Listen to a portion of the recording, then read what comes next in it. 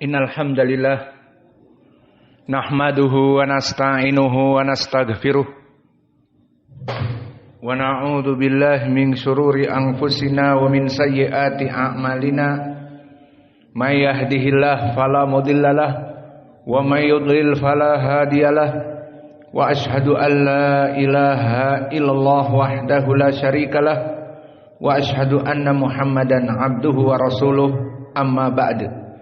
Alhamdulillah, pada kesempatan petang ini ba'dal maghrib hari Rabu malam Kamis 29 Mei 2024, kita lanjutkan kajian di Fakultas Ilmi Aqidah dan Tauhid dalam pembahasan kitab Al-Akhbarus Shahihatu fi Sifati Ru'yatillah fil Akhirah, kumpulan hadis-hadis yang sahih tentang sifat melihat Allah di hari akhirah. Yang mana pada kesempatan hari ini kita masuk kepada bab yang ke-9, di mana di bab yang ke-9 ini berkata penulis rahimahullah, al-muslimuna yarawnallaha azza wa jal fil mawdi'ain mukhalliyan bihi. Maka diganti matanya yang salah. Bukan salah, maknanya lebih mendekati mukhalliyan bihi. Ditulis al-muslimuna yarawnallaha azza wa jal fil mawdi'ain mukhalliyan bihi. Maka makna dari judul bab yang ke-9 tentang sifat melihat Allah, al-muslimun, kalimat al-muslimun di sini bersifat umum. Maka masuk kepadanya al-muslimun al-fujjar dan juga al-muslimun as-solihun. Maka mereka orang-orang muslim ini yarawna azza wa jal fil mawdi'ain. Mereka akan melihat Allah di dalam dua tempat. Maka kalimat al-muslimun keluar di sini dari keumuman manusia yang ada di mahsyar. Yang diinginkan al-muslimun adalah orang-orang yang melaksanakan tauhid, hanya menyembah kepada Allah. Dan keluar dari permasalahan ini banyak. Pertama, orang-orang kafir dan orang-orang musyrik, dan juga orang-orang munafik. Adapun orang musyrik dan orang kafir, jelas mereka tidak akan pernah melihat Allah di dua tempat, baik di hari kiamat, di saat manusia dikumpulkan di mahsyar, ataupun di surga. Adapun di surga sudah jelas orang kafir musyrik tidak akan masuk kepada surga. Maka di sini orang kafir dan musyrik kemana? Kenapa tidak bisa melihat Allah? Pertama, dari pendalilan Al-Quran, kala innahum an rabbihim yawma idin lamahjubun. Maka mereka dari melihat kepada Allah dihijabi. Maknanya mereka tidak akan pernah melihat Allah. Dan pendalilan mereka tidak melihat Allah seperti di hadis yang panjang, hadis Abi Hurairah, dan banyak hadis Abi Sa'id Al-Khudri, dan hadis Jarir, dan hadis Abi Musa al-Ash'ari dan yang lainnya. Maka disebutkan Nabi Muhammad SAW menyatakan, di hari kiamat, di saat manusia semua dikumpulkan, menyerulah yang menyeru, mangkana ya'budu syai'an falyatba'hu. Barang siapa yang menyembah kepada selain Allah, agar mereka mengikuti sesembahannya. Maka kita hidup di dunia ini, kita mengetahui siapa yang menyembah selain Allah. Orang Yahud menyembah Uzair. Dia adalah Rasul, namun dijadikan anak Allah, disembah. Dan begitu pun mengikuti kesyirikan ini orang Nasara. Mereka menjadikan Yesus Kristus yang asalnya Nabi Isa. Kemudian dijadikan Nabi Isa ini sebagai anak Allah, disembah. Adapun di sana orang-orang kufar Arab di zaman Quraisy, maka mereka menyembah Lat, Uzza, Manah dan Hubal. Dan begitu pun yang antum ketahui barakallahu fikum, orang-orang Hindu yang mana mereka menjadikan dewa-dewa khayalan dari hasil karya sastra pujangga Mahabharata, dijadikanlah di situ dewa-dewa. Maka mereka menganggap dan beribadah kepada dewa Siwa yang diyakini yang menciptakan Mayapada. Mereka menyebutnya bumi ini Mayapada. Dan penjaganya siapa? Dewa Wisnu. Dan dewa Bayu, dewa angin. Dan dewa Surya, dewa matahari. Dan dewa Indra, dewa guntur. Dan dewa Aswin, dewa angin dan dewa penyembuh. Dan Dewi Sri, Dewi Padi. Dan dewa kecerdasan Ganesha. Dan yang lainnya. Maka mereka meyakini dewa-dewa ini ada dan mereka menyembahnya di dunia. Maka semua orang-orang kafir musyrik mengikuti mereka. Dibawa kemana? Oleh yang disembah, ke tempat yang disangka oleh mereka surga. Sampai ditanyakan, apa yang kalian inginkan dari kami? Kata yang disembah. Dan yang disembah itu akan menampakkan dirinya para syaitan. Seperti Isa akan ditampakkan syaitan Isa. Bukan Isanya. Nabi Isa akan masuk surga. Dan tidak disembah selain Allah. Tidak ridho. Dan begitupun Uzair. Dan begitupun semua patung-patung akan ditampakkan datang kepada para pengikutnya. Ayo ikuti kami. Akhirnya di riwayat disebutkan seperti hadis-hadis yang telah lalu, disebutkan oleh mereka para gembong yang disembah, apa yang kalian inginkan? Dikatakan oleh para pengikut dan pembebek dari umat yang banyak, kelompok Nasoro. Kata syaitan Isa, apa yang kalian inginkan dari kami? Dan pengikut dari orang Yahudi, dari Uzair yang dianggap anak Allah, apa yang kalian inginkan dari kami? Nurid antas kiana, kami menginginkan kamu memberikan kami pelepas dahaga. Maka oleh Allah dikirimkan api neraka yang berbentuk fata morgana, bagaikan oase di padang pasir yang melepaskan dahaga. Irwaul Ghalil. Maka kata yang disembah ini, isrobu, maka minumlah. Maka berbondong-bondong pengikut ini mendengar dari perintah Rob yang mereka sembah dulu. Mereka berbondong-bondong masuk ke oase, meminum, ternyata mereka jatuh ke api neraka. Sehingga di mahsyar tidak ada siapa-siapa lagi kecuali kaum muslimin. Maka di sini kenapa kita katakan al-muslimun di judul bab yang ke-9, orang-orang muslim akan melihat Allah di dua tempat. Karena apa? Orang musyrik dan kafir, maka mereka akan masuk ke api neraka di mahsyar, tidak akan bertemu dengan Allah. Dan disebutkan di sini fil maudi'ain, di dua tempat. Dan ini hanya untuk orang muslim. Orang muslim akan melihat Allah pertama di arsatil qiyamah, di saat di mahsyar. Dan yang kedua di dalam surga dengan penuh kenikmatan. Ini keadaan orang muslim. Maka di sini kenapa penulis hanya menyebutkan orang muslim saja melihat Allah di dua tempat? Kenapa tidak dimasukkan orang munafik? Karena orang munafik telah kita bahas di pelajaran yang lalu akan melihat Allah di mahsyar, namun tentu orang munafik tidak akan masuk kepada surga. Karena Allah telah berjanji di Al-Quran, innal munafiqina fi darkil asfali minan nar. Orang-orang munafik itu di keraknya api neraka. Sehingga perbedaan di sini yang hanya melihat Allah di dua tempat, di arsatil qiyamah, di padang mahsyar, dan di surga hanya muslimun. Adapun orang-orang musyrik kafir tidak akan pernah melihat Allah baik di mahsyar ataupun di surga. Dan orang-orang munafik khusus hanya melihat Allah di mahsyar, kemudian setelah itu mereka berjatuhan di saat melewati as-sirat. Maka tidak masuk surga dan tidak melihat Allah di surga.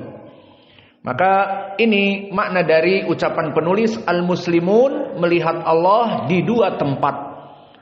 Kemudian dalam keadaan apa? Mukhalliyan bihi. Inilah di bab ke-9 yang berbeda dengan bab yang lain. Dan makna mukhalliyan bihi yakni munfaridan la yazdahimu ma'a ghairihi.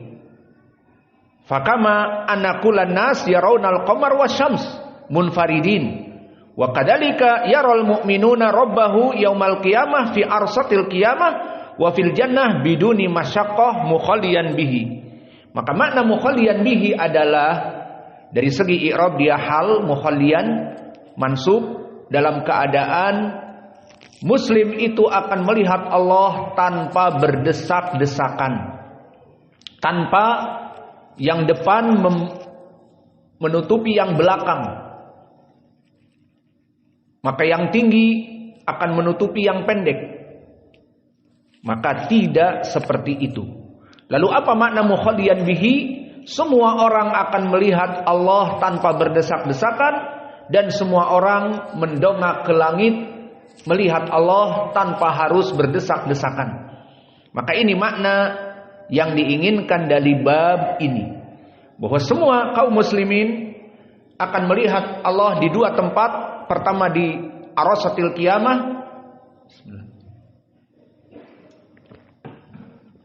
di saat di padang mahsyar, dan yang kedua di saat di dalam surga. Di bab ke-9 ini dalam keadaan apa?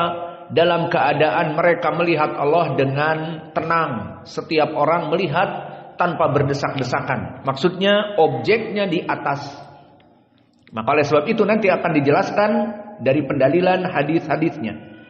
Maka beristidlal penulis dari permasalahan melihat Allah di dua tempat bagi kaum muslimin dalam keadaan bermudah-mudahan tidak berdesak-desakan, hanya melihat ke langit.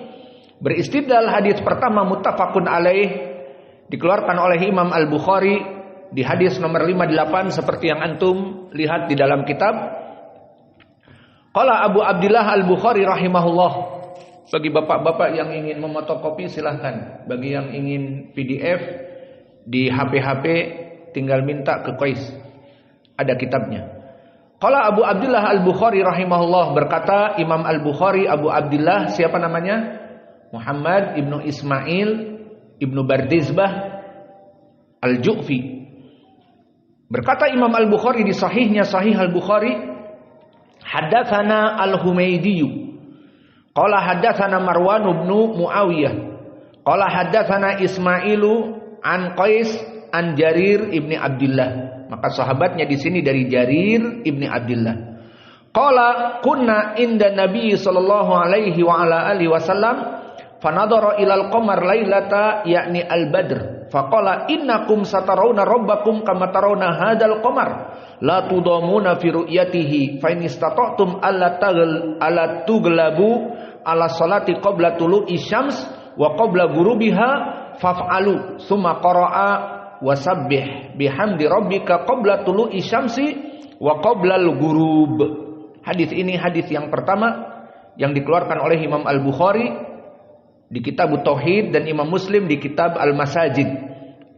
Dan wajah pendalilan dari hadis ini jelas. Innakum satarawna rabbakum kama tarawna hadzal qamar la tudamuna fi ru'yatihi. Kalian akan melihat Allah seperti kalian melihat rembulan, yang mana kalian tidak saling menutupi, tidak saling berdesakan. Maka ini wajah pendalilan. Lalu kita masuk kepada sanad. Berkata Imam Al-Bukhari, maka Imam Al-Bukhari telah terdahulu kita sebutkan haddatsana Al-Humaydi. Maka sekarang kita masuk kepada gurunya Imam Al-Bukhari. Al-Humaydi adalah Abdullah ibn Zubair Al-Humaydi Al-Qurashi Al-Asadi Al-Makki. Maka dia hidup di tabaqah yang ke-10. Maka tabaqah yang ke-10 seperti guru-gurunya Imam Al-Bukhari yang lain, seperti Musaddad ibnu Musarhad, seperti Al-Hakam ibnu Nafi' Abul Yaman, seperti Imam Ahmad ibnu Hanbal. Ini guru-gurunya Imam Al-Bukhari. Dan kedudukan Al-Humaydi Abdullah ibnu Zubair ini di atas derajat thiqah. Maka dia imam. Alhamdulillah. Berkata Abu Hatim, thiqatun imam. Berkata Imam Ahmad, Al-Humaydiyu indana imam. Maka disebutkan oleh Imam Ahmad, dia adalah imam. Dan dikatakan Abu Hatim thiqatun imam. Maka semuanya menyatakan bahwa dia di atas derajat thiqah. Berkata Al-Hakim thiqatun ma'mun. Dia thiqah dan terpercaya. Dan dia termasuk orang yang paling kuat periwayatan dari Sufyan ibnu Uyainah. Maka dia menyebutkan, aku duduk dengan Ibnu Uyainah tis'a asrata sanah au nahwiha. Aku duduk dengan Sufyan ibnu Uyainah 19 tahun. Maka ini barakallahu fikum, dari bagaimana orang-orang terdahulu menjadi imam dikarenakan dia banyak duduk dengan gurunya. Namun di zaman now dijadikan pendidikan di zaman sekarang dibatasi, seperti SD hanya 6 tahun dan seterusnya. Dan begitupun yang masuk kepada university, masuk belajar di universitas dalam keadaan 5 tahun mendapatkan S1, kemudian 2 tahun S2 dan seterusnya menjadi S3, hanya beberapa tahun saja. Namun para ulama terdahulu, mereka tidak melihat kepada gelar-gelar. Mereka duduk dan menjadi imam setelahnya 19 tahun. Contohnya misalnya seperti Ibnu Juraij. Ibnu Juraij imam, muridnya Atha ibnu Abi Rabah. Dia katakan, aku dulu dengan Atha 18 tahun, sekitar 20 tahun. Dan begitupun di sini Al-Humaydi, Abdullah ibnu Zubair, disebutkan tadi oleh Imam Ahmad imam dari segi ilmu dan semuanya, hafalannya kuat. Dan dia hidup bersama Imam Ibnu Uyainah 18 tahun. Dan begitupun imam-imam yang lain.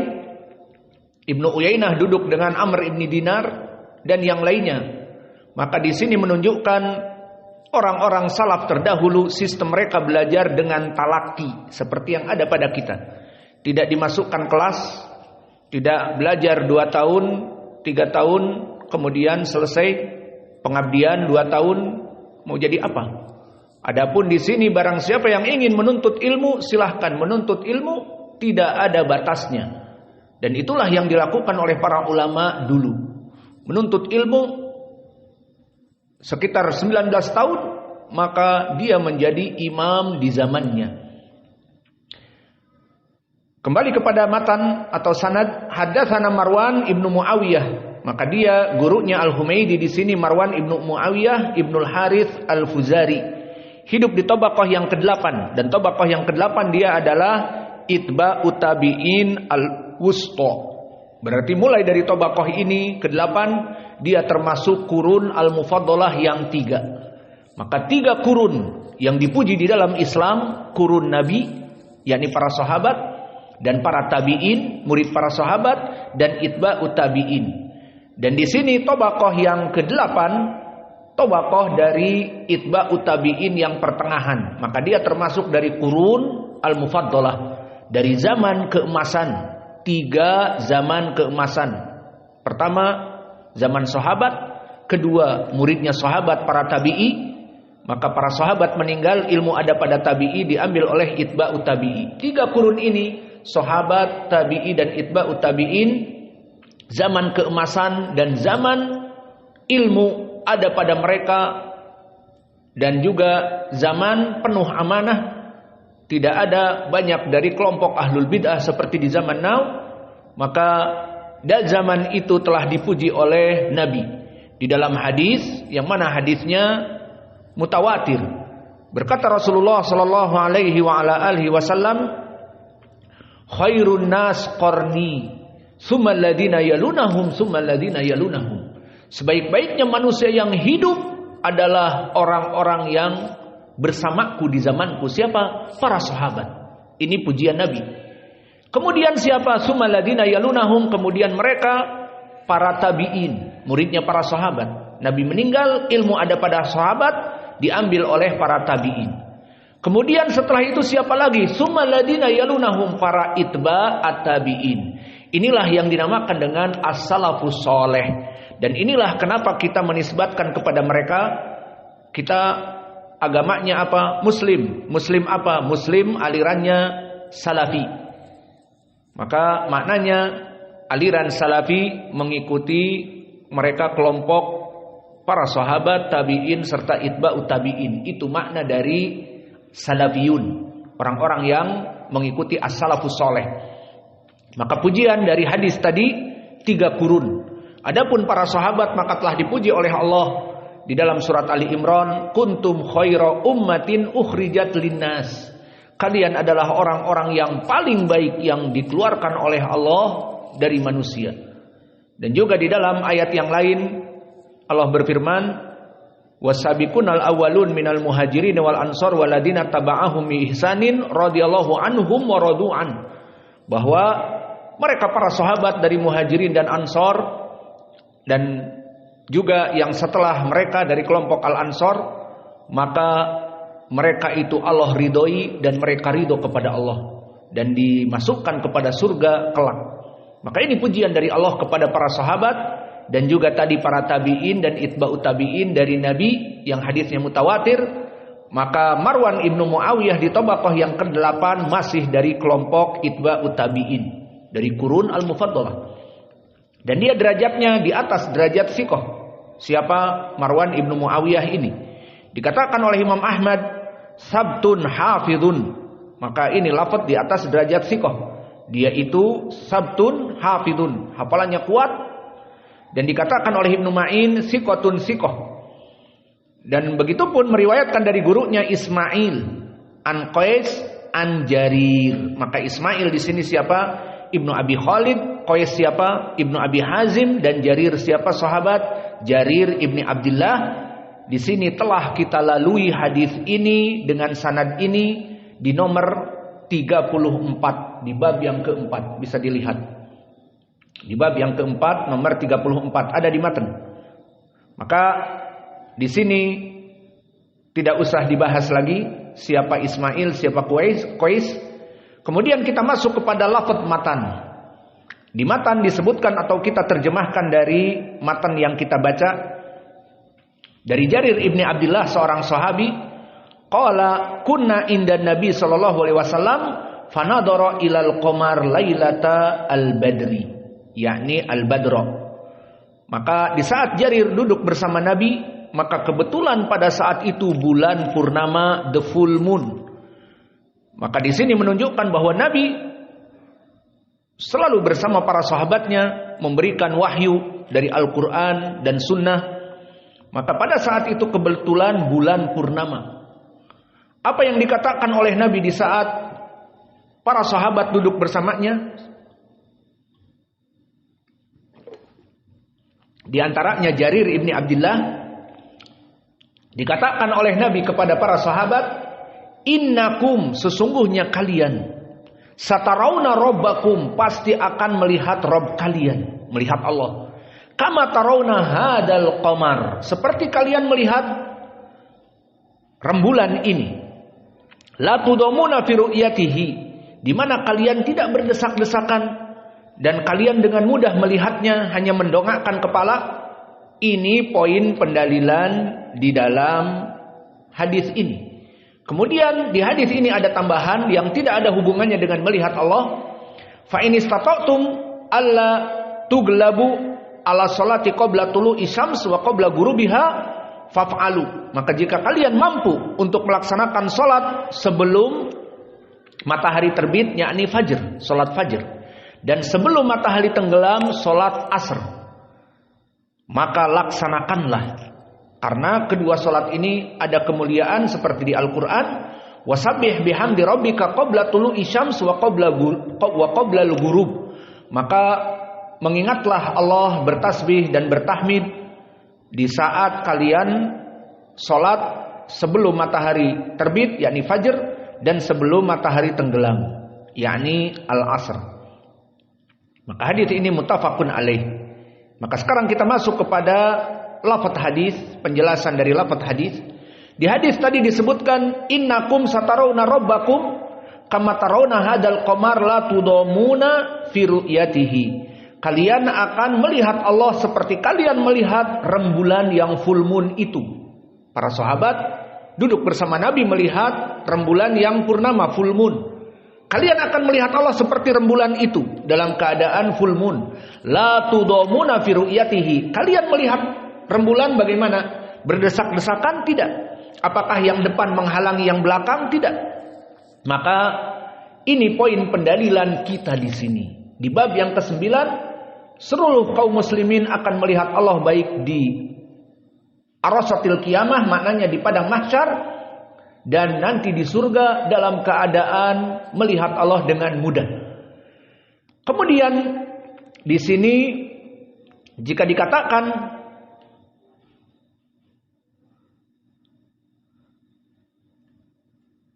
bahwa bagaimana disebutkan oleh Nabi, kalian akan melihat Allah seperti melihat rembulan ini. Maka ini perlu diperhatikan bahwa yang diinginkan melihat Allah, kata Nabi, seperti melihat rembulan, bukan yang diinginkan penyepertian zat dengan zat.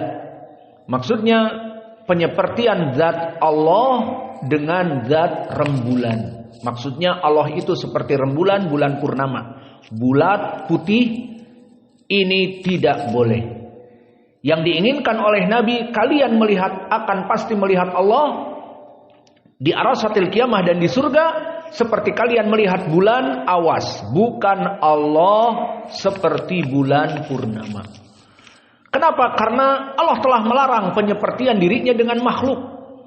Di mana Allah berfirman di dalam banyak Al-Quran, laisa kamitslihi syai' wa huwas samiul basir. Allah itu tidak sama dengan makhluknya. Dan Allah maha mendengar dan maha melihat. Namun melihatnya dan mendengarnya tidak boleh sama dengan makhluknya.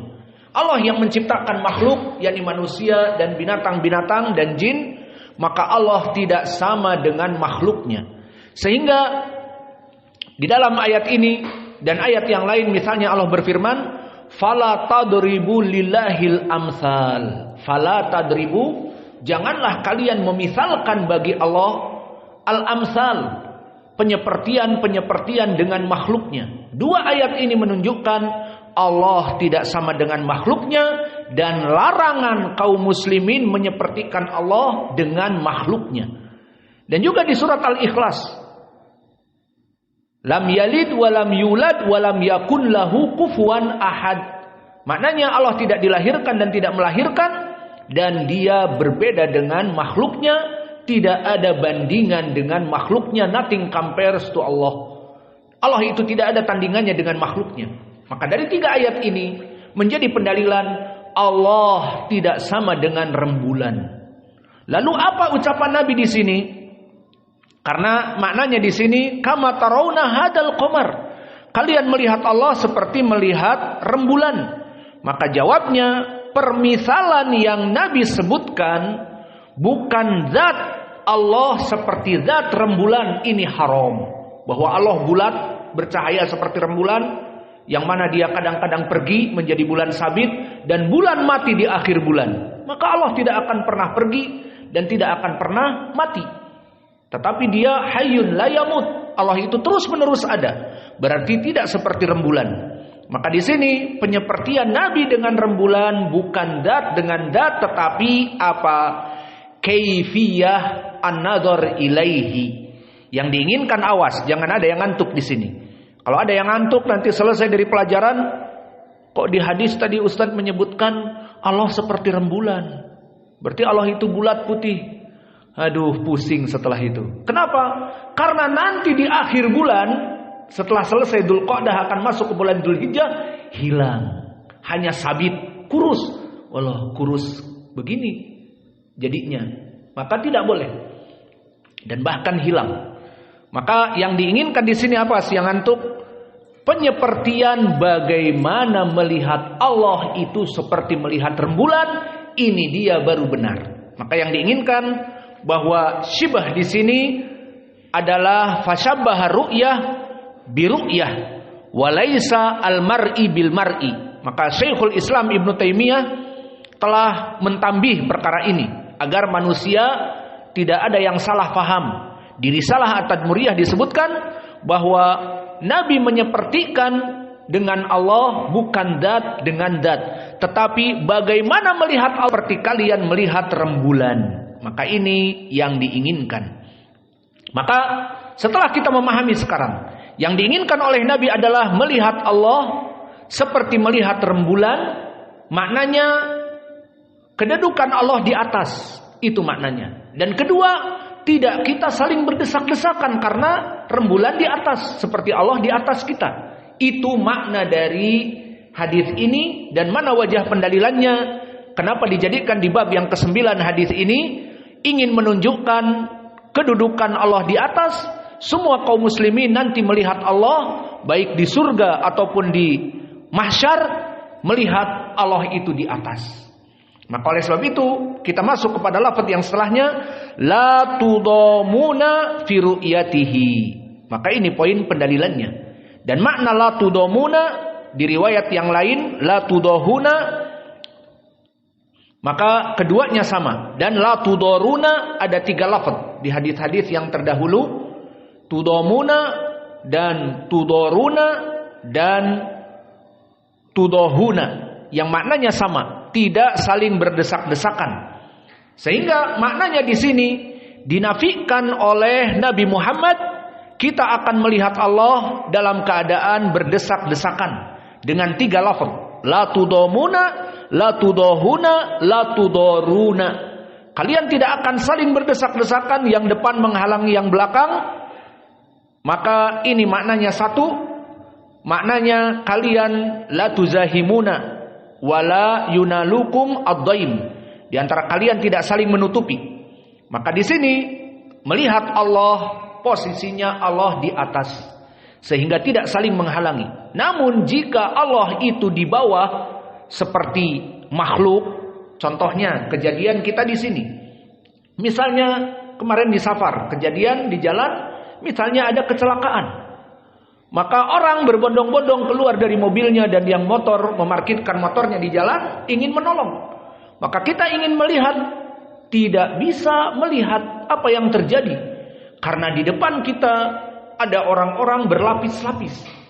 Inilah jika objek dalam keadaan in front of, di depan kita. Maka yang depan bisa melihat, yang belakang tidak melihat. Apalagi yang di depan orang-orang yang jangkung, yang 180 cm semuanya. Maka kita yang 160 tidak bisa melihat. Dijinjit pun kaki kita tidak bisa melihat. Maka di sini terjadi berdesakan. Di sini terjadi orang yang depan menghalangi yang belakang. Itu jika objek sama-sama in front of, di depan kita. Dan di sini tidak terjadi di saat melihat Allah. Kenapa? Disebutkan di kitab mukhaliyan bihi, semua orang dalam keadaan santai, tidak berdesak-desakan, yang depan menghalangi yang belakang tidak. Kenapa? Karena objeknya Allah di atas. Dan ini yang menunjukkan juga bahwa Allah itu di atas. Dan ini membantah dari pendapat orang-orang Al-Jahmiyah, Al-Mu'tazilah, yang mana mereka menafikan Allah itu tidak di atas, Allah itu di segala tempat. Maka Allah bersama kalian manusia. Manusia lagi tidur, Allah dengan kalian tidur. Manusia lagi mandi di WC, lagi BAB di WC, Allah pun sama di WC. Menghinakan Allah. Adapun kita ahlu sunnah mengatakan Allah di atas. Ar-Rahman alal ars istawa. Allah itu bersemayam di atas arsnya, di atas. Dan jika Allah menginginkan turun, dia akan turun. Seperti hadis tentang turunnya Allah, muttafaqun alaih dari Abi Hurairah, setiap malam di sepertiga malam terakhir, yanzilu rabbuna ila sama'i dunya. Allah akan turun ke langit bumi. Jam berapa? Sepertiga malam terakhir. Jam 2, jam 3, jam 4. Maka di saat Allah turun, mengatakan, barang siapa yang ingin diijabahi doanya, aku berikan. Barang siapa yang diinginkan agar diberikan demikian dan demikian, aku berikan. Dan barang siapa yang meminta ampun, aku ampuni. Maka di sini pendalilan bahwa Allah turun dari arsy-Nya ke langit bumi di sepertiga malam terakhir, menunjukkan bahwa Allah di atas. Dan hadis-hadis ini pun tentang bagaimana di hari kiamat melihat Allah, Allah itu posisinya di atas. Dan begitu pun di surga, Allah itu posisinya di atas. Maka ini pun hadis-hadis ini bantahan kepada kelompok Al-Jahmiyah dan Mu'tazilah dari kelompok yang wrong path, yang salah jalan, kelompok Ahlul Bid'ah yang mengatakan Allah fi kulli makan. Allah itu di mana-mana. Maka mungkin antum dengar dai kondang yang teriak-teriak, Allah tidak di atas, Allah tidak di bawah, Allah tidak di kanan, Allah tidak di kiri. Tidak boleh Allah disifatkan dengan 7 arah, 6 arah. Allah di mana-mana. Tapi dilihat dari video-videonya dia, Ustadz kondang ini berdoa, ya Allah, kok mengangkat kedua tangan? Menunjukkan Allah di atas. Lupa dia. Katanya tadi nggak boleh menunjukkan Allah di atas. Bahkan mengatakan Allah tidak boleh disifatkan di atas. Itu yang di atas itu lampu. Seperti itu bahkan. Nah, kemudian dipoto-foto dan juga video-videonya dia di majelis berdoa dan direkam. Ya Allah, mengangkat kedua tangan. Nah, kenapa kalau begitu kamu meyakini Allah itu tidak di atas? Kenapa tangan kamu mengangkat ke atas? Harusnya dia ke kiri, ke kanan, ke bawah, ya Allah misalnya. Karena Allah di mana-mana. Namun fitrahnya dia menyelisihi akidahnya. Dan ini bukan dia saja, orang terdahulu juga. Maka dulu di zaman pertama kali fitnah ini, Jahmiyah dinamakan Jaham ibnu Safwan, orang lebih pandai dari orang yang zaman sekarang ini, yang kuar-kuar ini. Dia imam di zamannya dari segi ilmu lughah Arabiyah dan yang lainnya, cerdas, hafalannya kuat. Maka Jahmiyah yang pertama kali membid'ahkan Allah tidak di atas itu, dia katakan Allah di mana-mana. Itu didatangi oleh Sufyan, dohirnya As-Sawri atau Ibnu Uyainah. Maka dipanggillah dengan sebutan ya Duwaibah, wahai keledai kecil. Padahal dia alim ulama. Kenapa? Kamu mengatakan Allah tidak di atas. Iya. Lalu bagaimana kamu sujud? Apa yang kamu baca? Tidak sadar dia baca fitrahnya. Subhana rabbiyal a'la wa bihamdihi. Itu apa tidak yang kita baca? Apa maknanya? Subhana, maha suci Allah, rabbiyal a'la, Rabb kami yang maha tinggi. Dia menafikan Allah di atas. Lalu kamu sujud, apa yang kamu baca? Akhirnya dia mentahrif Subhana rabbiyal asfal. Subhana rabbiyal asfal. Maha suci Allah yang berada di bawah. Maha suci Allah yang berada di bawah. Maka disebut oleh Imam Ibnu Uyainah Duwaibah, dasar keledai kecil, membuat kebid'ahan. Bahkan hadis pun dipelintir. Jadi Subhana rabbiyal asfal.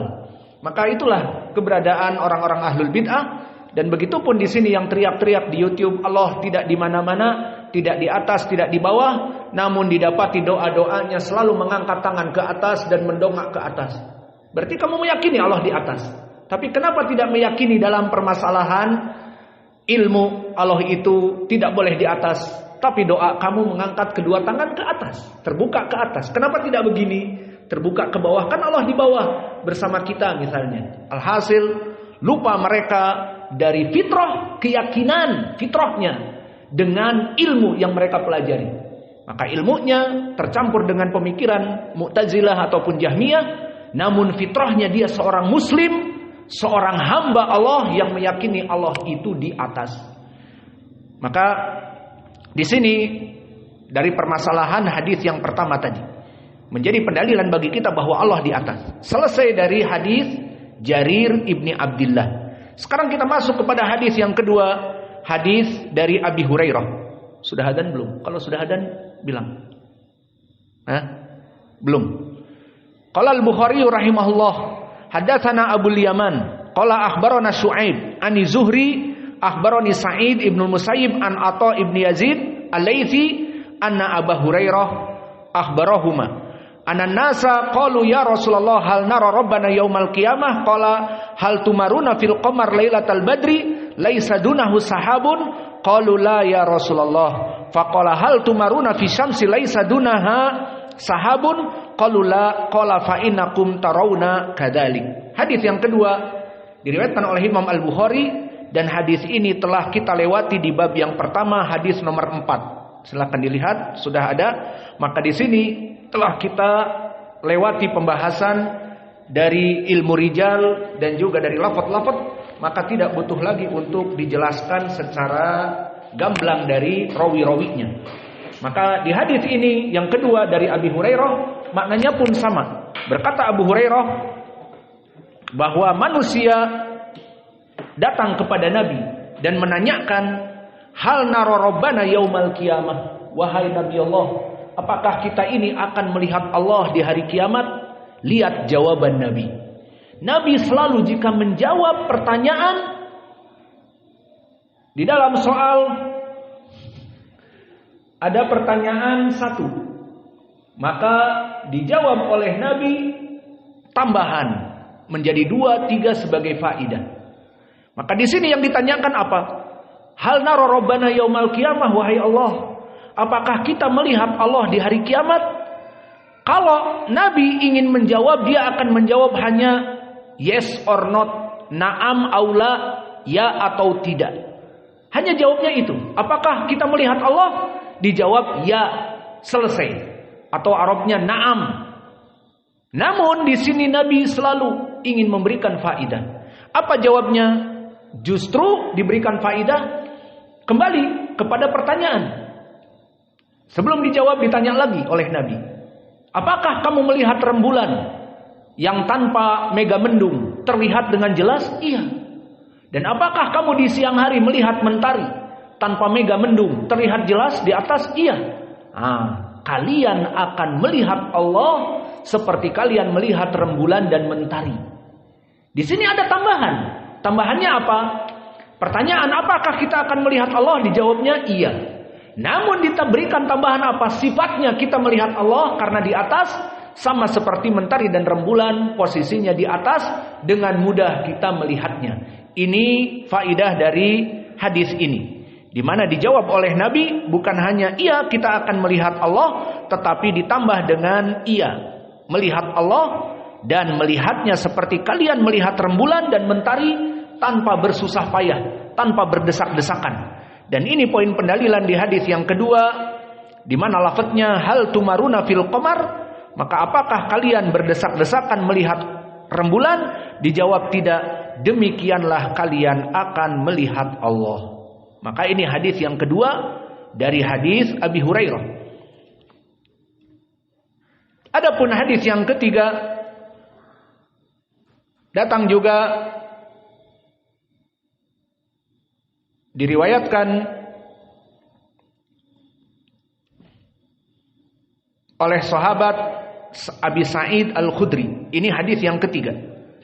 Langsung kita dari Abi Sa'id Al-Khudri, diriwayatkan oleh Imam Al-Bukhari dan Muslim. Anan nasa fi zamanin Nabi sallallahu alaihi wasallam qalu ya Rasulullah, hal nara rabbana yaumal qiyamah? Qala an-nabiy sallallahu alaihi wasallam na'am. Di sini dijawab iya. Maka di saat Abu Sa'id duduk dengan Nabi, datang manusia mengatakan, ya Rasulullah, apakah kita akan melihat Allah di hari kiamat? Dikatakan iya. Ini faidahnya, dijawab satu iya. Namun ditambah lagi jawaban oleh Nabi. Hal tudaruna fi ru'yati syams bidhahirah daw'un laisa fiha sahabun? Qalu la. Qalu wa hal tudaruna fi ru'yatil qamar lailatal badr daw'un laisa fiha sahabun? Qalu la. Qala Nabi sallallahu alaihi wa ala alihi wasallam, ma tudaruna fi ru'yatillah yaumal qiyamah illa kama tudaruna fi ru'yati ahadihima. Maka pendalilan di hadis yang ketiga dari Abi Sa'id Al-Khudri pun jelas. Di saat ditanya Nabi oleh manusia, apakah kita melihat Allah? Dijawab tentu. Lalu diberikan sifatnya. Kalian melihat rembulan dan mentari berdesak-desakan? Tidak. Begitupun kalian melihat Allah. Maka ini pendalilan hadis yang ketiga, dan hadis ini pun telah terulang sehingga tidak butuh lagi kita bahas. Maka kita masuk kepada hadis yang berikutnya, yang keempat, nomor 61. Qala Abu Daud atau Yalisi. Maka Abu Daud atau Yalisi meriwayatkan di dalam musnadnya rahimahullah, haddatsana Hammad bin Salamah an Ya'la ibni Atha an Waqi' ibn Hudus an Abi Razin. Maka sahabatnya siapa? Abu Razin Al-Uqaili. Qala qultu ya Rasulullah, kuluna yara rabbahu yaumal qiyamah? Qala na'am. Qultu wa ma ayatu dzalika fi khalqihi? Qala alaysa kullukum yaral qamar mukhalliyan bihi? Qultu bala. Qala fallahu azza wa jal a'zam. Maka di sini hadis yang keempat. Dan di hadis yang keempat ini telah kita lewati di bab yang pertama nomor 8. Iya, dilihat. Maka telah lewat hadis ini di bab yang pertama nomor 8. Dan seperti biasa penulis akan mengulang hadis-hadis yang tujuannya dia akan beristimbat dan beristidlal di hadis-hadis yang diinginkan sesuai babnya. Maka hadis ini terulang kembali dikarenakan memang sesuai dengan bab di sini. Maka mana wajah pendalilan? Disebutkan wajah pendalilannya di sini dari sahabat Abu Razin Al-Uqaili, sahabat yang lain. Maka dikatakan, ya Rasulullah, kulluna yara rabbahu yaumal qiyamah. Wahai Rasulullah, apakah seluruh manusia akan melihat Allah di hari kiamat? Dijawab, na'am. Tentunya kaum muslimin saja yang diinginkan, bukan musyrik, bukan kafir, hanya kaum muslimin dan juga orang-orang munafik di arasatil kiamah di mahsyar. Dikatakan oleh Nabi tentu. Kemudian bertanya lagi, wa ma ayah dzalika fi khalqihi? Apa tanda-tanda dari makhluk ciptaan Allah yang menggambarkan tentang bagaimana melihat Allah? Nah, di sini baru orang ini bertanya. Dan dohirnya di sini adalah sahabi Abi Razin Al-Uqaili. Dia yang bertanya. Dan ini menunjukkan kecerdasan beliau sahabat radhiyallahu anhu. Di saat ditanya, apakah kita melihat Allah? Iya. Bagaimana cara melihat Allah? Berikan alamat, tanda dari kekuasaan Allah, kita melihat itu bagaimana? Dijawab oleh Nabi, alaysa kullukum yaral qamar mukhalliyan bihi? Maka ini lafaz mukhalliyan bihi dijadikan judul oleh penulis di bab yang ke-9. Maka yang bab ke-9 bukan munfaridan li nafsihi, diganti lebih bagus menjadi mukhalliyan bihi. Alaysa kullukum yaral qamar mukhalliyan bihi? Maka ini jawabannya. Di saat dia meminta, ya Rasulullah, bagaimana gambarannya kita melihat Allah? Berikan contoh kepada makhluk ciptaan Allah agar lebih mempermudah kepada kita pemahamannya. Dikatakan oleh Nabi, bukanlah kalian melihat rembulan dalam keadaan melihat dengan mudah, mendongakkan ke atas tanpa berdesak-desakan, karena objeknya bukan di depan tetapi di atas? Qultu bala, tentu ya Rasulullah, tentu. Maka apa kata Nabi? Fallah azza wa jal a'zamu. Maka Allah lebih besar daripada rembulan, maka Allah lebih mudah untuk dilihat. Maka di sini wajah pendalilannya jelas. Penulis memasukkan hadis ini, mana wajah pendalilan? Di saat Abu Razin menanyakan, apakah kita melihat Allah? Iya. Minta tanda dari makhluknya bagaimana? Seperti kamu melihat rembulan, apakah kamu berdesak-desakan? Tidak. Tinggal mendongak ke atas. Nah, itulah Allah bahkan lebih besar daripada rembulan tersebut. Sehingga melihat Allah dalam keadaan bermudah-mudahan baik di hari akhirat, yakni di arasatil kiamah, ataupun di surga. Maka lafaz di dalam hadis ini mukhalliyan bihi, inilah pendalilannya. Dan yang diinginkan mukhalliyan bihi adalah munfaridan bi ru'yatillah wala yazdahimu fi ru'yatihi. Makna mukhalliyan bihi adalah semua orang dengan mudah melihat Allah dengan berkesendirian tanpa harus berdesak-desakan. Sudah adzan? Ya dah, kalau begitu adzan dan selesai pelajaran. Kita tutup pelajaran kita karena takut bapak-bapak nanti kehujanan. Alhamdulillah telah dapat pahala menuntut ilmu, duduk di majelis, menyebabkan kita dimudahkan rizki dan diberikan kemudahan di dalam kehidupan kita. Cukup, nggak usah ditambah-tambah lagi sampai jam 8 nanti kehujanan. Maka dipersilahkan kepada bapak-bapak dan al-muadzin yuadzin. Jazakumullahu khaira wa barakallahu fi ilmikum. Subhanakallahumma bihamdika asyhadu an la ilaha illa anta astaghfiruka wa atubu ilaik.